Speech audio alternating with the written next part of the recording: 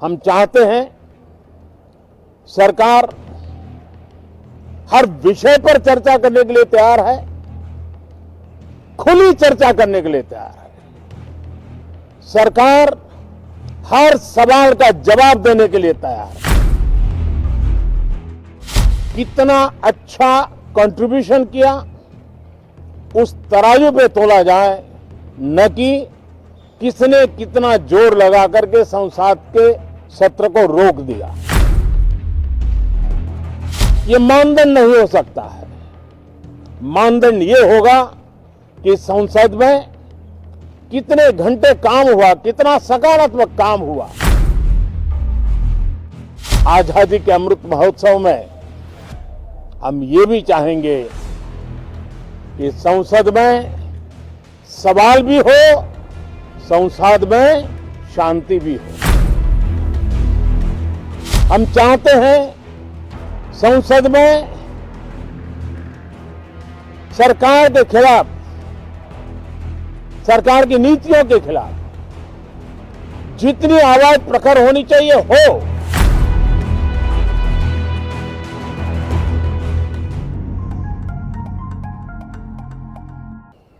नमस्कार साथियों, संसद का ये सत्र अत्यंत महत्वपूर्ण है।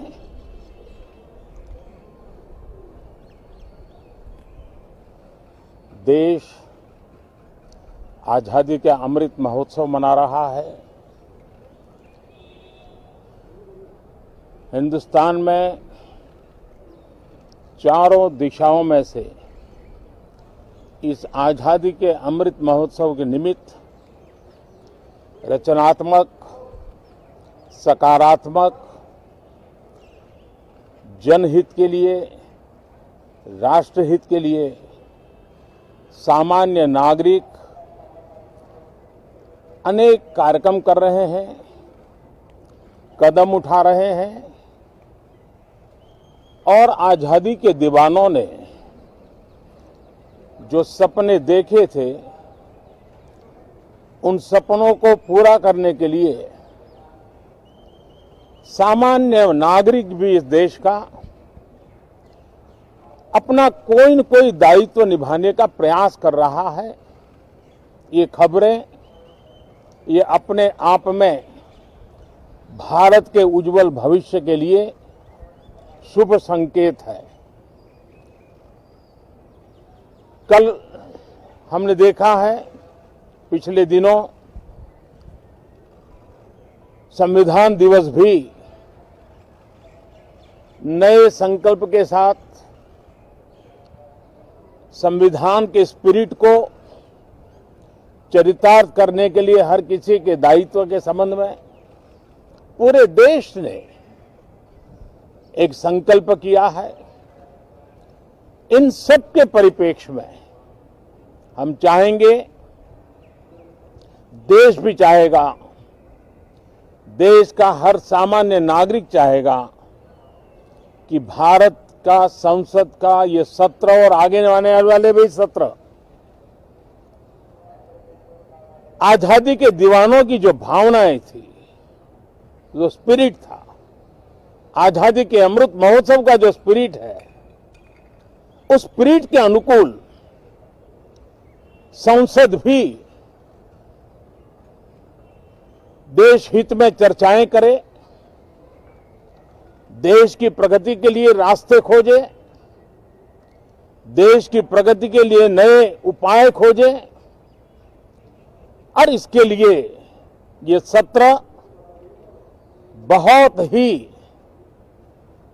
विचारों की समृद्धि वाला, दूरगामी प्रभाव पैदा करने वाले सकारात्मक निर्णयों वाला बने। मैं आशा करता हूं कि भविष्य में संसद को कैसा चलाया, कितना अच्छा कंट्रीब्यूशन किया, उस तराजू पे तोला जाए, न कि किसने कितना जोर लगा करके संसद के सत्र को रोक दिया। ये मानदंड नहीं हो सकता है। मानदंड ये होगा कि संसद में कितने घंटे काम हुआ, कितना सकारात्मक काम हुआ। हम चाहते हैं सरकार हर विषय पर चर्चा करने के लिए तैयार है, खुली चर्चा करने के लिए तैयार है। सरकार हर सवाल का जवाब देने के लिए तैयार है और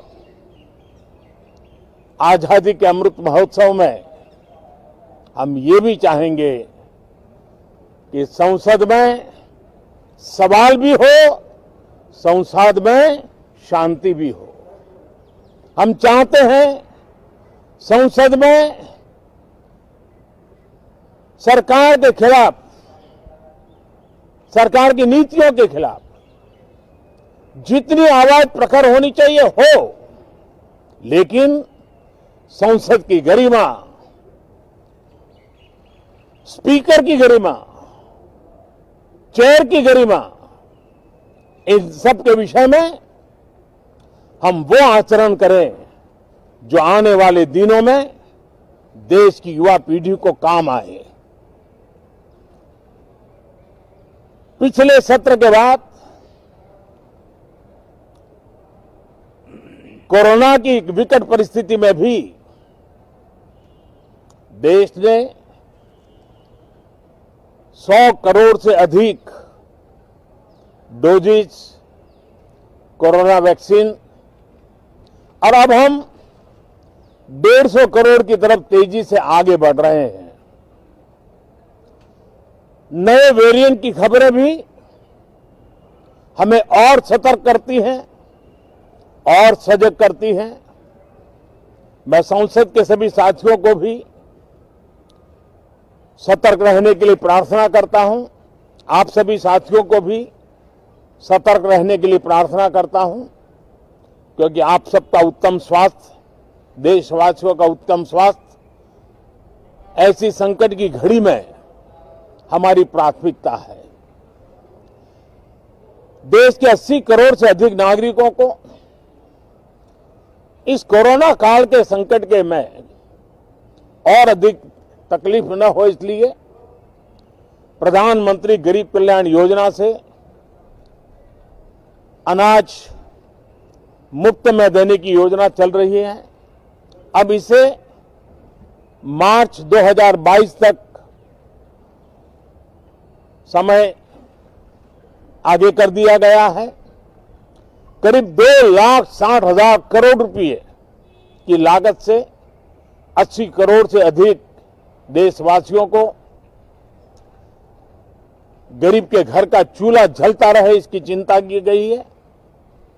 मैं आशा करता हूं कि इस सत्र में देश हित के निर्णय हम तेजी से करें, मिलजुल करके करें, सामान्य मानवीय की आशा अपेक्षाओं को पूर्ण करने वाले करें, ऐसी मेरी अपेक्षा है। बहुत बहुत धन्यवाद।